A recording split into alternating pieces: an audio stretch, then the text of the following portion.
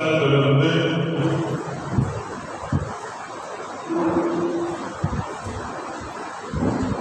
18ஆம் வசனம் வரைக்கும் நாம் சேர்த்து வாசிப்போம். 2 கொரிந்தியர்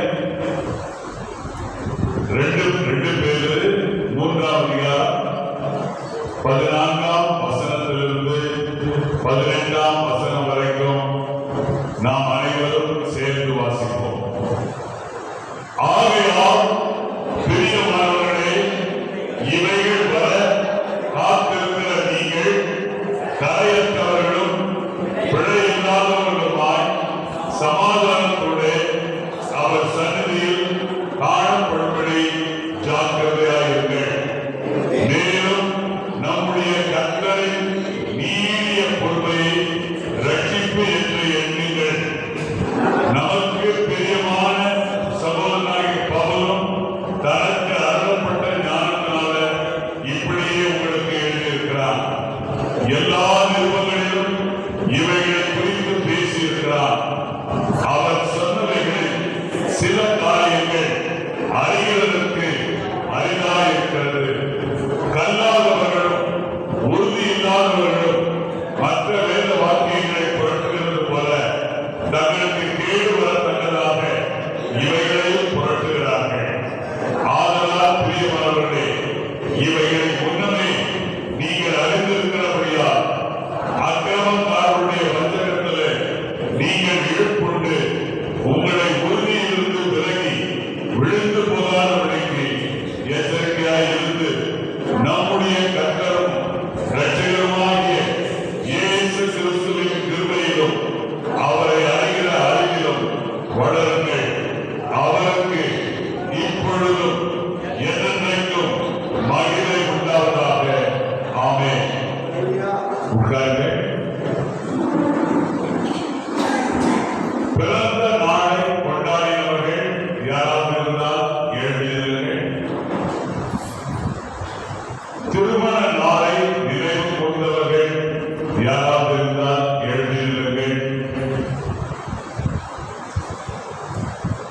இப்பொழுது 2 பேதுரு 3ஆம் அதிகாரம் 18ஆம் வசனத்தை யாராவது ஒருவர் வாசிப்பார்.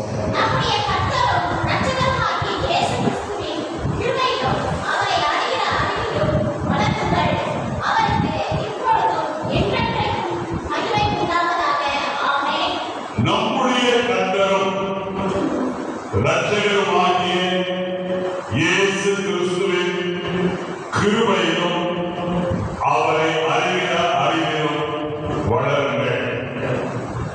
அவருக்கு இப்பொழுதும் என்றைக்கும் மகிமை உண்டாவதாக. But grow in the grace and knowledge of our Lord and Savior Jesus Christ. To him be the glory both now and forever. Amen.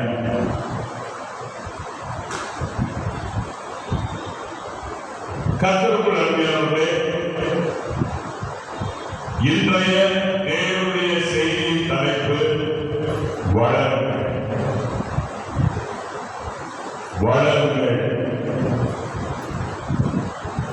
தேவன் தம்முடைய மக்கள் மே மாதத்தில் மாத்திரமல்ல, இனி தொடர்ந்து முன்னேற வேண்டும் என்று விரும்புகிறார். இந்த மே மாதம் நீங்கள் ஆவிக்குரிய வளர்ச்சி பெறும் மாதமாய் இருக்குமா? கடந்த ஏப்ரல் மாதம் உங்களுடைய ஆவிக்குரிய நிலைமை எவ்விதமாய் இருந்தது? நீங்கள் ஒரு வளர்ச்சியடையும் கிறிஸ்தவனாய் இருக்கிறீர்களா? உங்கள் ஆவியின் தற்போதைய நிலை என்ன? நேர்த்தியாய் சிறப்பாய் உள்ளதா? நன்றாய் இருக்கிறதா? சுமாராய் உள்ளதா? மோசமாய் இருக்கிறதா? இன்றைக்கு கிறிஸ்தவனுடைய வளர்ச்சிக்குரிய 4 ஆவிக்குரிய பார்க்க உள்ளோம். வளர்ச்சி மனிதனுடைய வாழ்க்கையில மிக முக்கியமானது. நாம் நம்முடைய தோட்டத்துல ஒரு சின்ன மா கன்றை கொண்டு வந்து அதை நடுகிறோம். நம்முடைய தோட்டத்துல ஒரு சின்ன வாழை கன்றை கொண்டு வந்து நடுகிறோம். நம்முடைய தோட்டத்துல தென்னங்கன்றை கொண்டு வந்து நடுகிறோம். எதை எதிர்பார்க்கிறோம்? இந்த மாங்கன்று நன்றாக வளரும். வளர்ந்து இது ஏற்ற காலத்துல மா கனியை கொடுக்கும். அந்த கனி இனிப்பா இருக்கும். இப்படிப்பட்ட ஒரு எதிர்பார்ப்பு நம்முடைய வாழ்க்கையில இருக்கிறது. அதே விதமாக நாம் தென்னங்கன்றை நடுகிறோம். தென்னங்கன்று பார்ப்பதற்கு குட்டையாக இருக்கும். ஆனா எப்போதுமே தென்னங்கன்று குட்டையாக இருக்காது. அது நெடு உயரமாக வளரும். வளர்ந்து என்ன செய்யும்? நமக்கு தேவையான இளநீ, நமக்கு தேவையான தேங்காய் இவைகளெல்லாம் தரும். ஆகவே வளர்ச்சிக்கு எது அடையாளம்? அந்த தென்னங்கன்றுல நமக்கு கிடைக்கிற இளநீ, பனம் மரத்துல நமக்கு கிடைக்கிற பதவி, இப்படிப்பட்ட காரியங்கள் நமக்கு கிடைக்கும் போது அது எதை குறிக்கிறது? தென்னங்கன்று வளர வேண்டிய வளர்ச்சியை பெற்றிருக்கிறது. அதே போல பனங்கன்று வளர வேண்டிய வளர்ச்சியை பெற்றிருப்பதனால எனக்கு பதவி கிடைக்கிறது, பனங்கிழங்கு கிடைக்கிறது. அது மாத்திரமல்ல, எனக்கு பனம் பழம் கிடைக்கிறது, எனக்கு மாம்பழம் கிடைக்கிறது, எனக்கு பலாப்பழம் கிடைக்கிறது. ஆகவே காரணம் என்ன? ஒரு காலத்துல சில ஆண்டுகளுக்கு முன்பாக நீங்க சிறிய செடியாக தோட்டத்துல நட்ட அந்த சிறிய செடிகள் நன்றாக வளர்ந்து அது அடைய வேண்டிய பருவத்தை அடைந்து அது பெற வேண்டிய வளர்ச்சியை அடைந்தபடியினால்தான் நமக்கு பலன் கிடைக்கிறது. கர்த்தருடைய பிள்ளையை நீங்கள் திருச்சபையில நாட்டப்பட்ட கன்றுகளாய் இருக்கிறீர்கள். உங்களுடைய வாழ்க்கையில வளர்ச்சி வேண்டும். நீங்கள் 2025 ஆண்டு உங்களுடைய வளர்ச்சி எப்படி இருந்தது?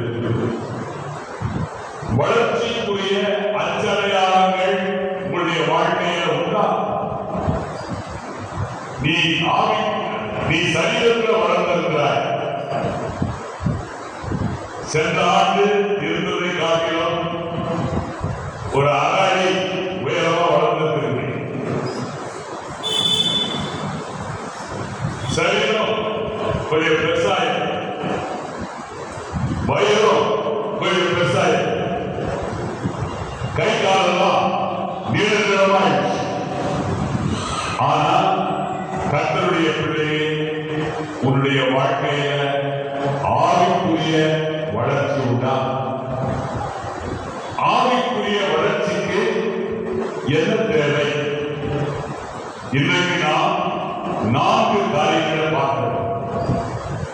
4 ஒழுங்குகளை பார்க்கிறோம். We are going to see 4 disciplines for the spiritual growth.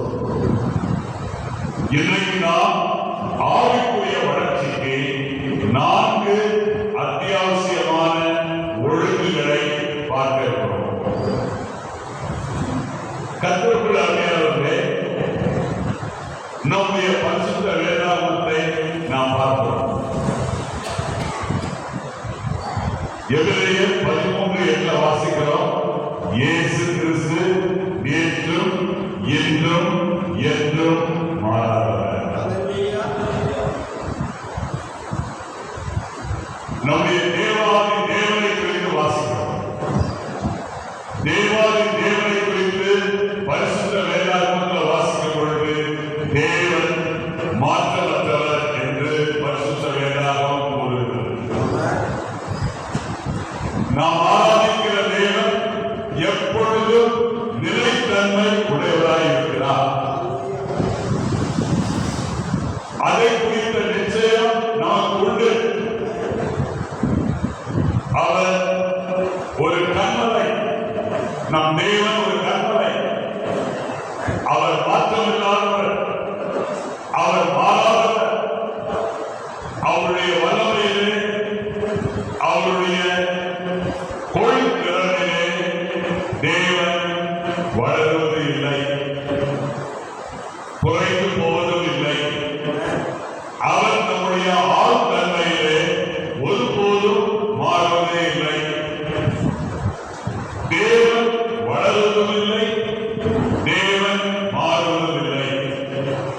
ஆனால் தேவன் நம்முடைய குமாரனை இந்த உலகத்தில் அனுப்பின பொழுது இயேசு ஒரு மனிதனாக தன்னுடைய கொள்திறனிலே இயேசு வளர்ந்தார். இயேசு கிறிஸ்துவினுடைய வளர்ச்சியை குறித்து லூக்கா எழுதின சுவிசேஷம் 2ஆம் அதிகாரம் 52ஆம் வசனத்தில் நம்ம வாசிக்கிறோம். லூக்கா 2:52. இயேசுவானவர் ஞானத்திலும் வளர்ச்சியிலும் தேவ கிருபையிலும் மனுஷ தயவிலும் அதிகமாய் விருத்தி அடைந்தார். இயேசு கிறிஸ்துவில ஞானத்துல விருத்தி இருந்தது. வேதத்தில் வாசித்தோம், நான் ஞானத்துல விருத்தி இருந்தது, வளர்ச்சியில விருத்தி இருந்தது, தேவ கிருபையில விருத்தி இருந்தது, மனுஷ தயவில அதிகமாய் விருத்தி காணப்பட்டது. கர்த்தருடைய பிள்ளையே, உன்னுடைய வளர்ச்சி எப்படி இருக்கிறது? நீ ஞானத்துல விருத்தி அடைந்திருக்கிறாயா? வளர்ச்சியில விருத்தி அடைந்திருக்கிறாயா? தேவ கிருபையில விருத்தி அடைந்திருக்கிறாயா? மனுஷ தயவுல விருத்தி அடைந்திருக்கிறாயா? அப்படி அடைந்திருந்தால் கர்த்தருக்கு ஸ்தோத்திரம்.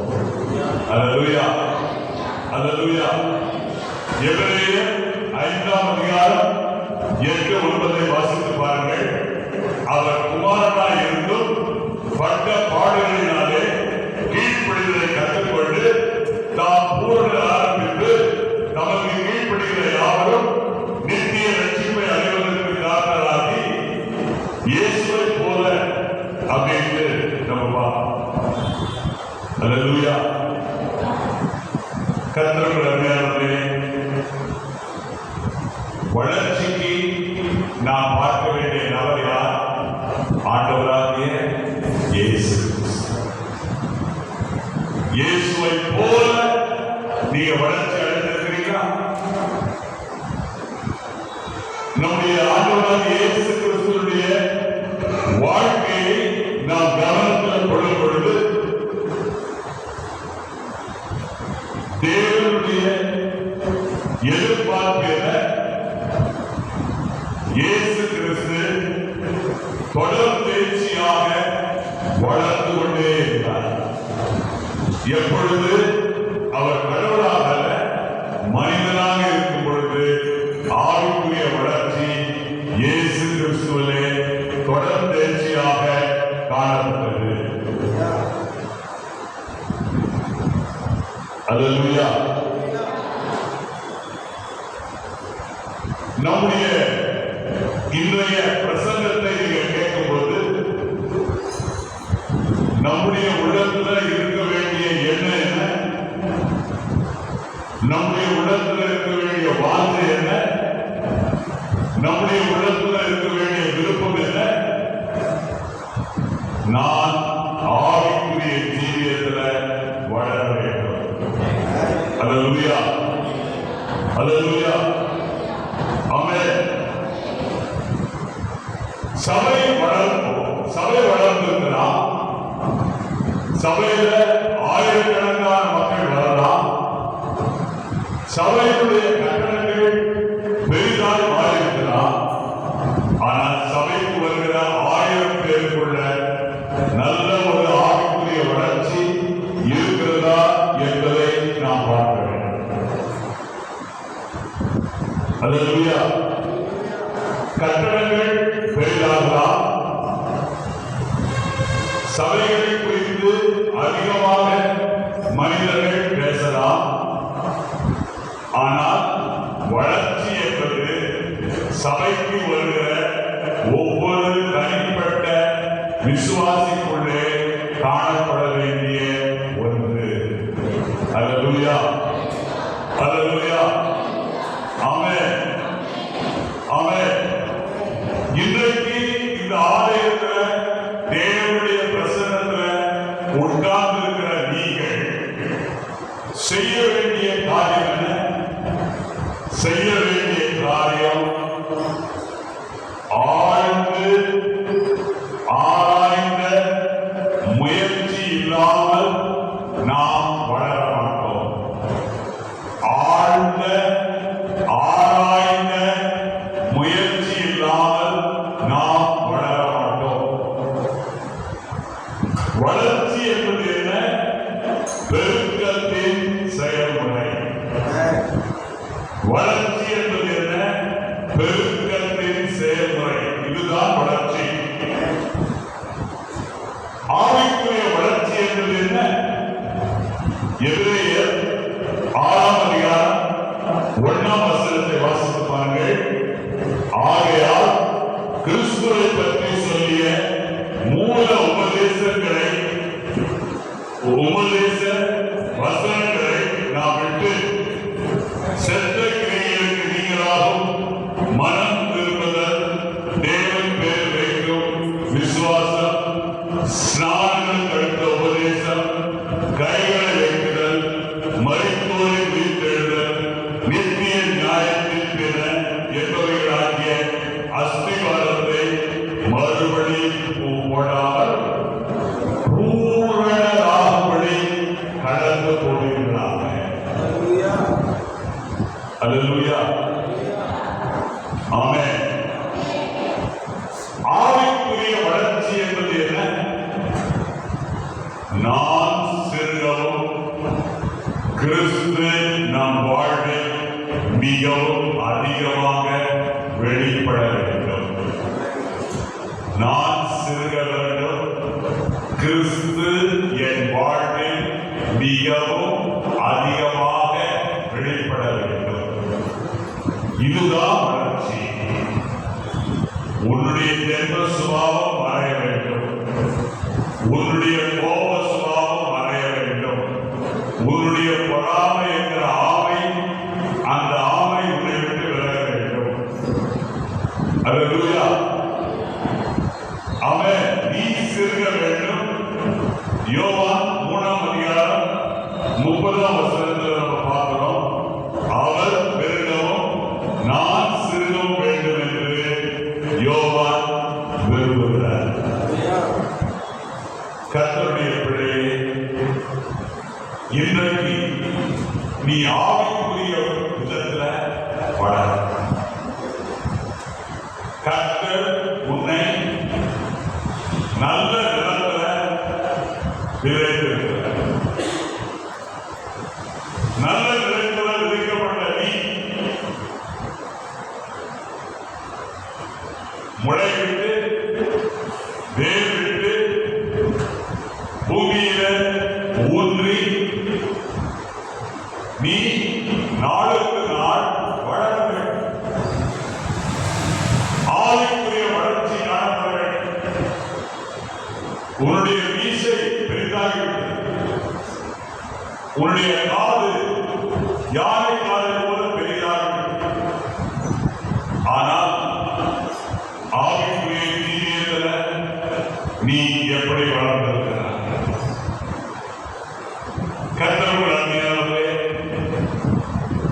ஆவிக்குரிய வளர்ச்சிக்குரிய 4 ஒழுங்குகளை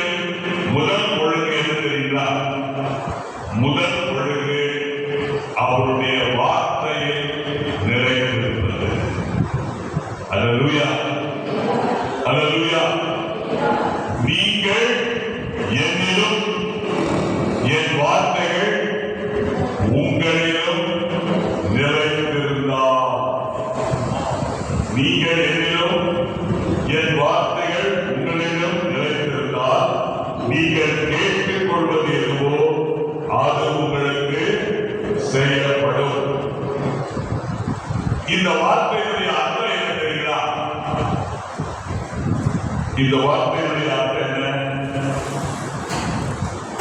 நாம் வளரக்கூடிய ஒரு விசுவாசியாக இருக்க வேண்டுமானால், ஒரு சீஷன் நிச்சயமாக கட்டாயமாக அவருடைய வார்த்தையில நிறைந்திருக்க வேண்டும். அல்லேலூயா, அல்லேலூயா, ஆமென். வார்த்தையில நீ நிலைத்திருந்தால் நீ எப்படி இருப்பாய்? வார்த்தையில நீ நிலைத்திருந்தால் எப்படி இருப்பாய்? சங்கீதம் 1 நம்ம வாசிக்கிறோம். சங்கீதம் 1 வாசிக்கிறோம். அவர் நீர்க்கால்களின் ஓரமாய் நடப்பட்டு தன் காலத்தில் தன் கனியை தந்து இலை உதிராதிருக்கிற மரத்தை போல் இருப்பார். அவன் செய்வதெல்லாம் அப்போ நீ வார்த்தையில நிலைத்திருந்தால் நீ எதிர நிலைத்திருக்கிற நீர்க்கால்களின் ஓரமாய் நடப்பட்டவனாய் இருக்கிறாய். அல்லேலூயா. நீர்க்கால்களின் ஓரமாய் நடப்பட்டால் நீர்க்கால்கள் எது? தேவனுடைய வசனம். தேவனுடைய வசனத்துல உன் வாழ்க்கை தேவனுடைய இருக்குமானால் நான் நிச்சயமாக உனக்கு சொல்கிறேன், அதன் காலத்துல வளர்ச்சிக்கு அடையாளமாக நீ கண்டிருப்பாய். உன்னுடைய பக்தி குறையாமல் இருக்கும். பக்தி குறையாமல் இருக்கிறதுக்கு என்ன அடையாளம்? இலை உதிராமல் இருக்கிற மரத்தை போல் நீ இருப்பாய். அல்லேலூயா, அல்லேலூயா. ஆகவே கர்த்தருடைய பிள்ளையே, நீ வளருவதற்கு முதல்ல என்ன செய்யும்? நீங்கள் என்னிலும் என் வார்த்தைகள் உங்களிலும். ஏன் அந்த வசனத்தை நீங்கள் என்னிலும் அப்படி போட்டிருக்குது? இயேசு கிறிஸ்து நேரடியா சீக்கிரத்தில் சொல்ற, நீங்க என்னிலும். இயேசுயா அவரே வார்த்தையானவர். He himself is the word. அவரே வார்த்தையானவர். ஆமென். ஆதியிலே வார்த்தை இருந்தது. அந்த வார்த்தை தேவனிடத்தில் இருந்தது. அந்த வார்த்தை தேவனாய் அவர் மாம்சமானார். கர்த்தருடைய பிள்ளைகளே, இயேசு கிறிஸ்து சீஷர்களை பார்த்து என்ன சொன்னார்? இயேசு தம்மை விசுவாசித்த யூதர்களை பார்த்து என்ன சொன்னார்? நீங்கள் என் உபதேசத்தில் நிலைத்திருந்தால் மெய்யாகவே என் சீஷர்களாக இருப்பேன். மெய்யாகவே என் சீஷர்களாக இருப்பீர்கள். அடுத்த வசனத்தில் என்ன வாசிக்கிறோம்? சத்தியத்தை அறிவீர்கள், சத்தியம் உங்களை விடுதலையாக்கும். கர்த்தருடைய அடியார்களே, உபதேசம் தான் சத்தியம். அந்த சத்தியத்துல நீ நிலைத்திருந்தால் வளர்ச்சிக்குரிய விடுதலை உலகிலே. நீ எப்பொழுது சத்தியத்தினால விடுதலையாகிறாயோ அங்கிருந்து உன்னுடைய வாழ்க்கையில வளர்ச்சி நிச்சயமாய் இருக்கும். ஆகியதான் பைபிள்ல வாசிக்கிறோம், நீங்கள் வளரும்படி புதிதாய் பிறந்த குழந்தைகள் போல திருவசனமாகிய ஞானப்பாரின் மேல் வார்த்தை உள்ளவராயிருக்கிறேன். 1 பேதுரு 2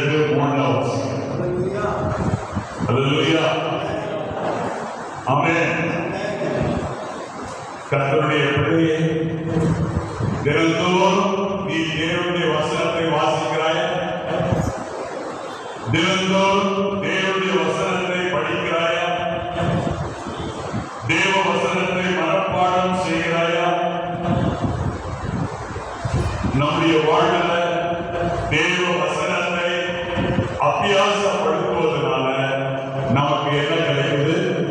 சங்கீதம் 119:11 பார்க்க, நான் உமக்கு வாசிக்கின்ற வசனத்தை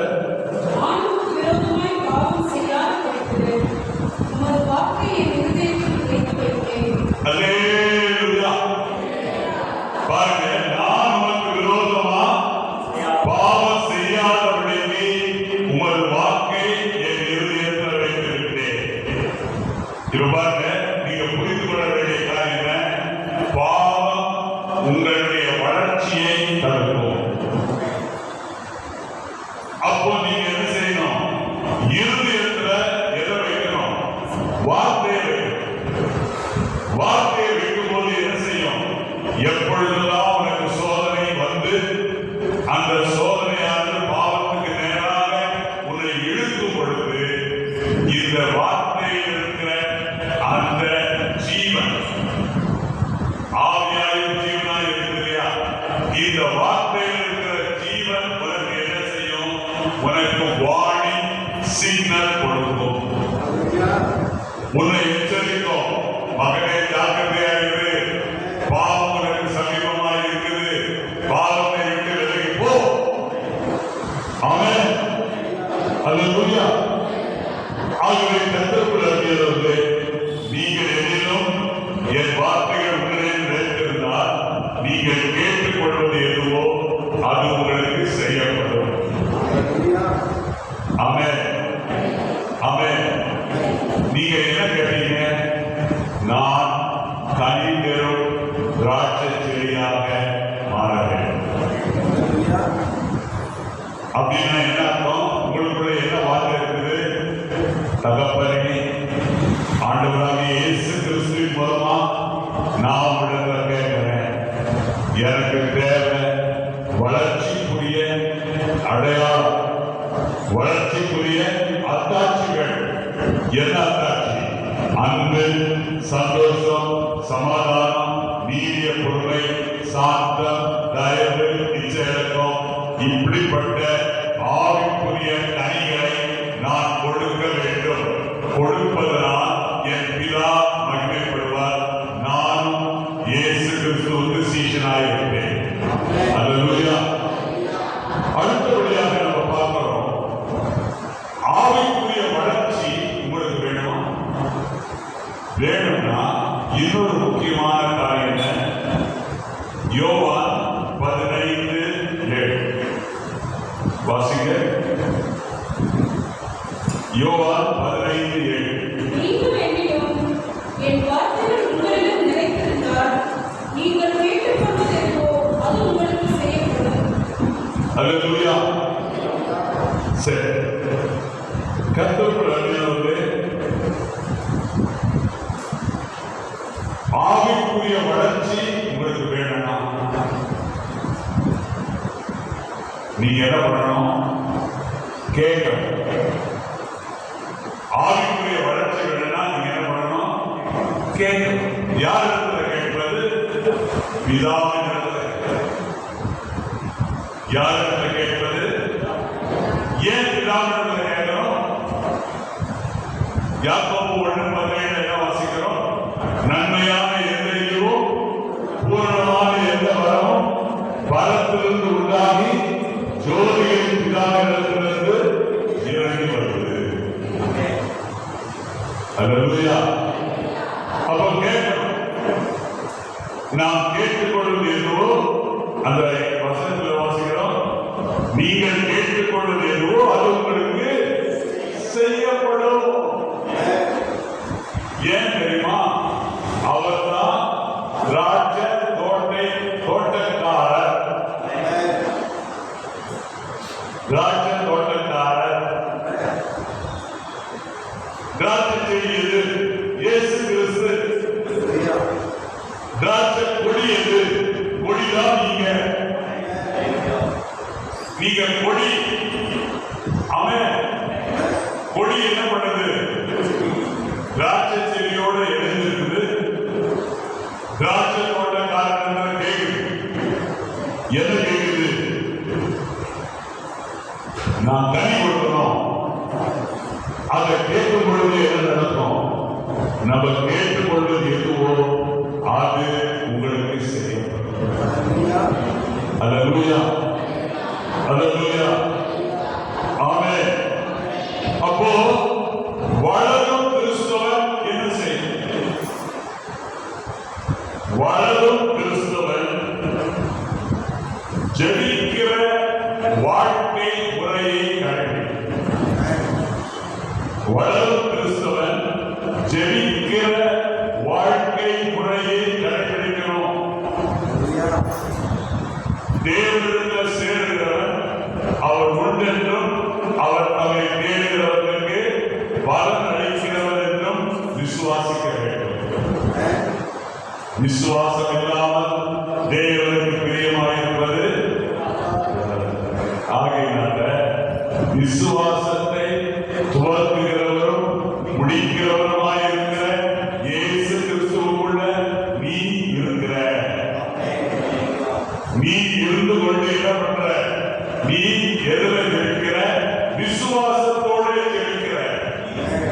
விசுவாசத்தோடு இருக்கிறபடினால நீ கேட்டுக்கொள்வது எதுவோ அது உனக்கு செய்யப்படும். அல்லேலூயா, அல்லேலூயா. அவர்களை கற்றுக்கொள்ளாதவர்களே, இரண்டாவது ஒழுங்குமுறையை பார்ப்போம். நம்ம எப்படி ஜெபிக்கிறோம்? விசுவாசத்தினாலே. எப்படி ஜெபிக்கிறோம்? ஏன் விசுவாசம் இல்லாமல் வளர்கிற விசுவாசம்? இந்த விசுவாசம் எப்படிப்பட்ட விசுவாசம்? கடுகளவு விசுவாசம். கடுகளவு விசுவாசம் இருந்தால் போதும். மார்க்கு 11 பாருங்க. அல்லேலூயா. மார்க்கு 11. ஆமென், ஆமென். பாருங்க 24 வசனத்தை வாசிங்க. ஆதலால் நீங்கள் ஜெபம் பண்ணும்போது எவைகளை கேட்டுக்கொள்வீர்களோ அவைகளை பெற்றுக்கொள்வோம் என்று விசுவாசியுங்கள். அப்பொழுது அவைகள் உங்களுக்கு உண்டாகும் என்று சொல்லுகிறேன். பாருங்க, நான் ஒரு காரியத்தை பிதாவிடத்துல அப்பாவிடத்துல கேட்கிறேன். கேட்கும்போது நான் எப்படி கேட்கிறேன் தெரியுமா? ஆண்டவரே இனிமே எனக்கு கொடுங்க அப்படின்னு கேட்கிறேன். நான் கேட்கும் போது என் மடியில நான் என்ன கேட்கறனோ அது இருக்குது அப்படின்னு அந்த விசுவாசத்துல தான் நான் சொல்றேன். ஏன்னா இயேசு என்ன சொல்றாரு? விசுவாசிக்கிறவனுக்கு எல்லாம். அல்லேலூயா, ஆமென். சரி, இப்போ அடுத்தபடியாக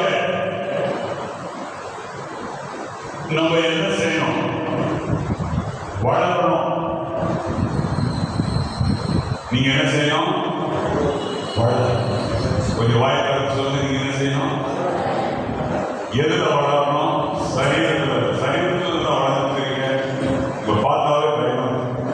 ஆமென், அல்லேலூயா. ஏன்னா கீழ்கால் தாரசி மாதிரி இருக்கிறீங்க. ஆகியனால உங்களை பார்க்கும் பொழுது எப்படி இருக்குது? இவங்க ராஜசிங்கமா இருக்கு. அப்படின்னால இப்ப நான் உங்ககிட்ட சொல்றது என்னன்னா, ஆவிக்குரிய வளர்ச்சி இருக்கணும். ஆவிக்குரிய வளர்ச்சி இருக்குன்னா நான் சர்ச்சைக்கு வரமாட்டேன், நான் ஜபத்துக்கு வரமாட்டேன், நான் வேலைப்பட ஆராய்ச்சிக்கு வரமாட்டேன், நான் ஊழியத்துக்கு வரமாட்டேன், நான் ஒழுங்குக்கு வரமாட்டேன். நான் யார் தெரியுமா? நான் சாமியார். அப்படி இருந்தா ஆவிக்குரிய ஜீவியத்தில் வளர முடியுமா? இப்ப நீங்க இந்த கட்டடத்தை பாருங்க. மேஸ்திரியாக அந்த ஓரத்துல ஜன்னல் ஓரத்தில் உட்கார்ந்து அப்படி தூங்கிட்டு அவர் தலையில் ஆடுது ஆகியனால அவர் தூங்கிட்டு இருக்காரு. இப்ப நீங்க மேஸ்திரியை பாருங்க. மேஸ்திரி இடம் இதை கொஞ்சம் சுரண்டி பாருங்க. சுரண்டி பார்த்தீங்கன்னா இந்த ஜன்னலை சுத்தில நீங்க பாருங்க. ஜன்னலை சுத்தில பார்த்தீங்கன்னா ஒரே ஒரு செங்கல் தான் இருக்கும். ஒரே ஒரு செங்கல் தான் இருக்குன்னா இருக்காது. பல நூற்றுக்கணக்கான செங்கல்கள் இருக்கும். செங்கல் வந்து ஒன்றுக்கு ஒன்று இணைந்திருக்குமே தவிர சும்மா செங்கலை வச்சு யாரும் சுவரை கட்டுறது என்ன பண்றாங்க? மேஸ்திரி கஷ்டப்பட்டு செங்கலை அவர் திருத்தி அவர் என்ன பண்றாரு? செங்கலோட சாந்தைய சேர்த்து ஒரு செங்கலோட இன்னொரு செங்கலை ஒட்ட வைக்கிறார். அவன் ஒட்ட வச்சதுனால்தான் இந்த செவரு வந்து 10 அடி உயரத்துக்கு எழுது. புரியுதுங்களா? அப்போ 10 அடி உயரத்துக்கு இந்த சுவர் வந்து எழுதி இருக்கிறது ஒரு வளர்ச்சியா இல்லையா? வளர்ச்சி. அப்படி வளர்ந்ததுனால ஒரு கட்டடமே இந்த இடத்துல உருவாகி. அதே மாதிரி அன்பான நண்பனே, அன்பான சகோதரனே, அன்பான சகோதரியே, நான் சர்ச்சைக்கு வரமாட்டேன், நான் வருஷத்துக்கு ஒரு முறை வருவேன், 3 முறை தான் வருஷத்துக்கு ஒரு முறை வருவேன், வருஷத்துக்கு 3 முறை தான் வருவேன். இப்படியெல்லாம் நீங்க இருந்தீங்கன்னா நீங்க தனி செங்கலாக இருப்பீங்க. ஒரு சுவரா வளர முடியாது. ஒரு சுவரா வளர்ந்து ஒரு கட்டடமா மாற முடியாது. அல்லேலூயா, அல்லேலூயா. ஆகவே நீங்க என்ன பண்ணணும்? மற்ற விசுவாசிகளுடன் சபையில கூட்டுறவு பண்ணணும். சபையில கூட்டுறவு கொள்ளணும். நம்முடைய விசேஷித்த உறவினை மற்ற விசுவாசிகளுடன் பகிர்ந்து கொள்ளணும். எல்லா மெய்யான கிறிஸ்தவர்களுக்கும் நிச்சயமா ஒற்றுமை உண்டு, கூட்டுறவு உண்டு. ஆமென், அல்லேலூயா. ஒரு மெய்யான பங்குதாரர் மற்ற விசுவாசிகளுடன் பரஸ்பர விசுவாசத்தை பகிர்ந்து கொள்வார். ஆமென், அல்லேலூயா. இப்ப வாசிங்க யோவான் 13:34-35. நீங்கள் ஒருவருக்கொருவர் அன்பாய் இருங்கள். நான் உங்களில் அன்பாய் இருக்கிறது போல நீங்களும் ஒருவருக்கொருவர் அன்பாய் இருங்கள் என்கிற புதிதான கட்டளை உங்களுக்கு கொடுக்கிறேன். பாருங்க, ஆலயத்துக்கு ஏறோம். நீங்க சொல்றீங்க, பாஸ்டர் என்ன பிரசங்கம் செய்ய போறாரோ அந்த பிரசங்கத்தை கேட்கறதுக்கு வரேன்.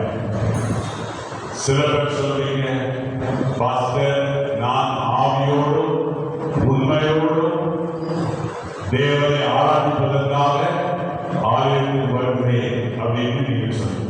ஆனா இந்த ரெண்டு காரியத்தை விட மிக முக்கியமான காரியம் என்ன? ரோமர் 5:5 என்ன வாசிக்கிறோம்? பரிசுத்த ஆவியானவர் உங்களிடத்தில் அனுப்பப்பட்ட போது உங்களுக்குள்ள என்ன ஊற்றப்பட்டது? தேவனுடைய அன்பு ஊற்றப்பட்டது. அப்போ ஆலயத்தில் வந்திருக்கிற நீங்க எல்லாரும் எப்படி வந்திருக்கிறீங்க? அன்பினாலே நிரம்பி வந்திருக்கிறீங்க. ஆமென், அல்லேலூயா. அல்லேலூயா. இந்த அன்பு ஏன் ஆண்டவர் உங்ககிட்ட கொடுத்தார்? ஏன் ஆண்டவர் உங்களுக்குள்ள அன்பை ஊற்றி இருக்கிறார்? ஏன் ஊற்றி இருக்கிறார்னா, பக்கத்துல உட்கார்ந்துக்கிறாங்க பாருங்க, அவங்க கிட்ட அந்த அன்பை செலுத்த. அல்லேலூயா. ஆகினால நான் ஆலயத்துக்கு தனியா சாமியார் மாதிரி வருவேன், யார்கிட்டையும் பேச மாட்டேன், சிரிக்க கூட மாட்டேன். நான் கை கட்டி அப்படியே உட்கார்ந்துருப்பேன். அதுக்கப்புறம் என்ன பண்ணுவேன்? ஆலயம் முடிஞ்ச உடனே பாஸ்டர் ஆசீர்வாதம் கூறுகிறாரோ இல்லையோ, நான் என்ன பண்ணுவேன்? வள்ளிமலை ரோட்ல இருப்பேன். வள்ளிமலை ரோட்ல இருப்பேன். கர்த்தருடைய உங்களுக்கு பிரசன்னம் பண்ணுகிற போதகராகிய நான் இருந்த சபை எப்படிப்பட்ட சபை தெரியுங்களா? அமெரிக்க ஐக்கிய நாட்டை சேர்ந்தவர்கள், இங்கிலாந்து தேசத்தை சேர்ந்தவர்கள், பிலிப்பைன்ஸ் நாட்டை சேர்ந்தவர்கள், கேரளாவை சேர்ந்தவர்கள், கர்நாடகாவை சேர்ந்தவர்கள், ஆந்திராவை சேர்ந்தவர்கள், பாண்டிச்சேரியை சேர்ந்தவர்கள், பங்களாதேஷை சேர்ந்தவர்கள், பாகிஸ்தானை சேர்ந்தவர்கள், எல்லாரும் சேர்ந்து ஒன்னா ஆண்டவரை ஆராதித்துக் கொண்டிருந்தோம். அல்லேலூயா. நாங்க ஆலயத்துக்கு வந்த உடனே பாஸ்டர் ஆராதனையை உடனே ஆரம்பிக்க மாட்டார். அவர் என்ன செய்வார்னா, எல்லாரும் எழுந்து போய் எல்லாரோடும் போய் கை குலுக்கி விட்டு வாருங்கள் அப்படின்னு சொல்றாரு. நாங்க ஒரு பாகிஸ்தானிட்ட போய் கை கொடுக்குவோம், ஒரு பங்களாதேஷாட்ட போய் கை கொடுக்குவோம், ஒரு நேபாள் தேசத்தை சேர்ந்த ஒருவரோடு கை கொடுக்குவோம், ஒரு ஸ்ரீலங்காவை சேர்ந்த ஒரு ஆளோடு ஒரு விசுவாசியோடு கை குலுக்கி, நான் உன்னை நேசிக்கிறேன், நான் உன்னில் அன்பாய் இருக்கிறேன் என்று சொல்லு. கர்த்தருடைய பிள்ளையே, ஆலயத்துக்கு நீ வருவது ஒரே இடத்துல உட்கார்ந்து அப்படியே உட்கார்ந்து கொஞ்சம் முடியுமா, கொஞ்சம் கண்ணை மூடி கொஞ்சம் தூங்கிட்டு அப்படியே போறது. ஆலயத்துக்கு வருவது எதற்காக? ஆலயத்துக்கு வருவது பக்கத்தில் இருக்கிற சகோதரனோடு நீ உறவாட. பக்கத்தில் இருக்கிற சகோதரனோடு நீ என்ன செய்? உறவாடணும். உன் மூஞ்ச பார்த்தாலே பயமா இருக்குது. ஆகியனால நீ என்ன பண்ணணும்? பக்கத்தில் இருக்கிற சகோதரனோடு கூட நீ என்ன பண்ணணும்? உறவாடணும். I love you brother. என்னப்பா, என்னுடைய பிள்ளைகளை பார்த்து கோவா மாநிலத்தை சேர்ந்த ஒரு பிரதர் சொல்றார், Do you love me? நீ என்ன என் பிள்ளைகளை பார்த்து கேட்பாரு, நீனா Do you love me? Hey, do you love me? அதுக்கப்புறம் அவர் சொல்றாரு, I love you அப்படின்னு சொல்லி அழைத்தார். இதுக்குதான் ஞாயிற்றுக்கிழமை ஆலயத்துக்கு போறேன். உட்கார்ந்து சாமியார் மாதிரி உட்கார்ந்து இருக்கிற 6:30 மணி முதற்கொண்டு உட்கார்ந்து. இப்படி நீங்க ஒரு செங்கல் இன்னொரு செங்கலோடு சேர்ந்தாதான் கட்டடம் எழும்போம். அல்லேலூயா. நான் சொல்றது உங்களுக்கு புரியுதுங்களா? தனியா வந்து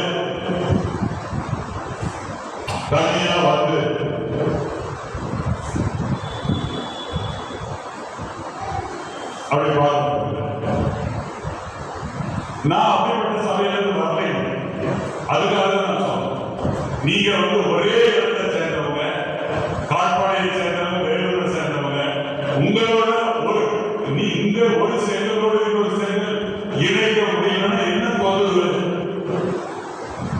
செங்கல்ல என்ன பிரச்சனை? யோசனை பண்ணி பாருங்க. இயேசு கிறிஸ்து என்ன சொன்னாரு? அந்த வாசிங்க அந்த வசனத்தை யோவான் 13:34 வாசிங்க. யோவான் 13:34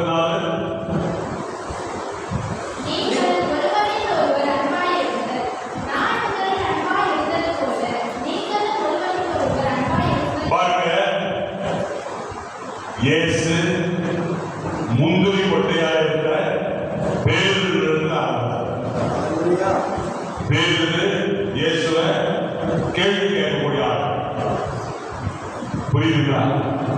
ஆனா பேரு அவன் கேட்ட கேள்விகளாம் இயேசு கொடுத்த பதில் அன்பு. ஆமென். யோவானும் யாக்கோபும் என்ன பண்ணாங்க? வலது பாசத்துல ஒரு ஆளு, இடது பாசத்துல ஒரு ஆள் உட்காரணும் அப்படின்னு சீட்டுக்காக போறாங்க. எனக்கு இந்த சீட்டு வேணும், எனக்கு அந்த சீட்டு. ஆனா அந்த போர்னகேஸ் என்று சொல்லப்பட்ட அந்த இரட்டை சகோதரர்களுக்கு இயேசு எப்படி பதிலளித்தார்? அன்பின் மூலமாக. ஆண்டவர் சொல்றாரு, பேதுருவே, நீ முரட்டாட்டமான ஆளு, நீ சண்டை போடுற ஆளு, நீ ஆர்கியூ பண்ற ஆளு. ஆனா உன்னிடத்துல நான் அன்பு செலுத்தி இருக்கேன். ஆனால் நீ மற்றவர்களுக்கு என்ன பண்ணணும்? அந்த அன்பை செலுத்த வேண்டும். அல்லேலூயா, அல்லேலூயா. அவருடைய கர்த்தருடைய பிள்ளையே, உன்னுடைய வாழ்க்கையை நீ வளரணும்னு விரும்புறியா?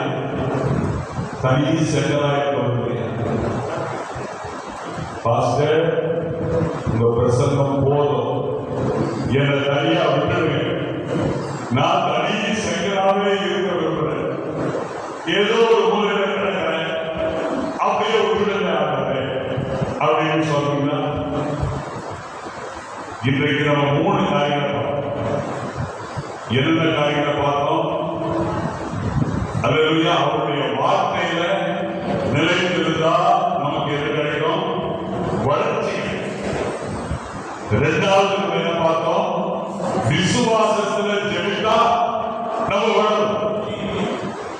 இப்ப 3வது என்ன பார்க்கிறோம்னா, ஒருவரோடு ஒருவர் கூட்டுறவு கொண்டோம்னா நாம் வளருவோம்.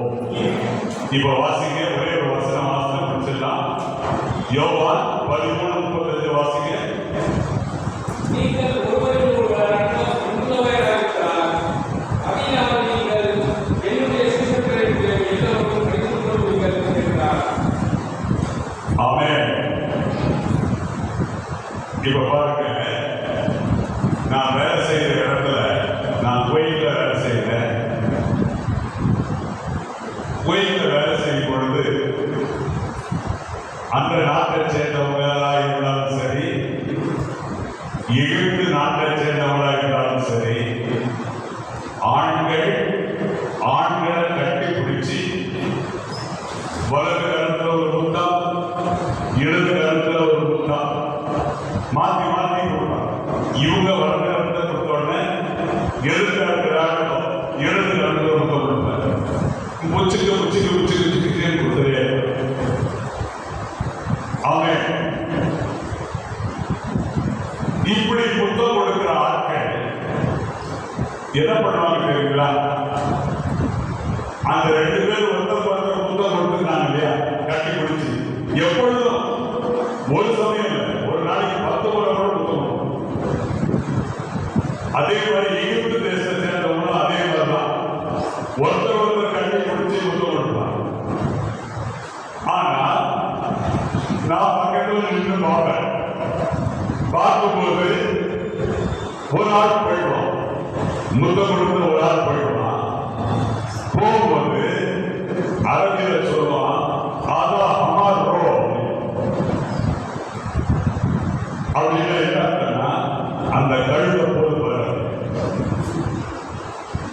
நான் சொன்ன இவ்வளவு நேரம் 2 பேரும் கட்டி பிடிச்சி சுக்கு முத்தம் கொடுத்துருந்தீங்களே, இப்போ நீங்க கழுதைன்னு சொன்னீங்க, நியாயமாக அப்ப என்ன அன்பு அப்படின்னு கேட்டப்போ, இதுதான் அல்லாஹ் அக்பர்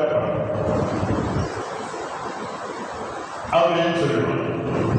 இந்த மாதிரி பார்த்து நான் சொன்னேன், இதெல்லாம் பண்ணாதீங்க, இதெல்லாம் மாய்மானம், இப்படி எல்லாம் செய்யாதீங்க.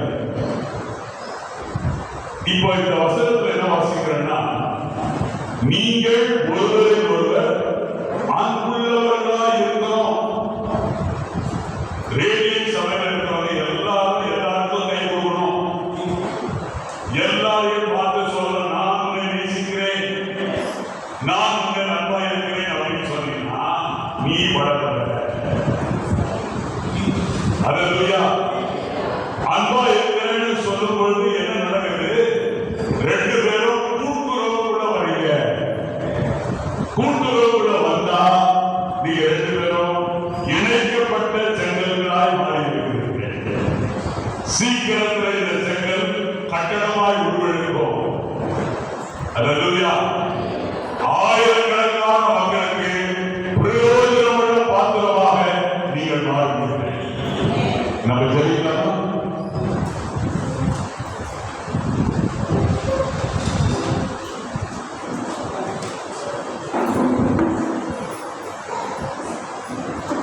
ரெண்டு கொரிந்தியர்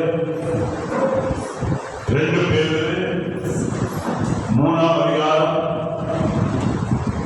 18ஆம் வசனத்தை நம்ம எல்லாரும் சேர்ந்து வாசிப்போமா? 2 பேதுரு 3ஆம் அதிகாரம் 18ஆம் வசனம்.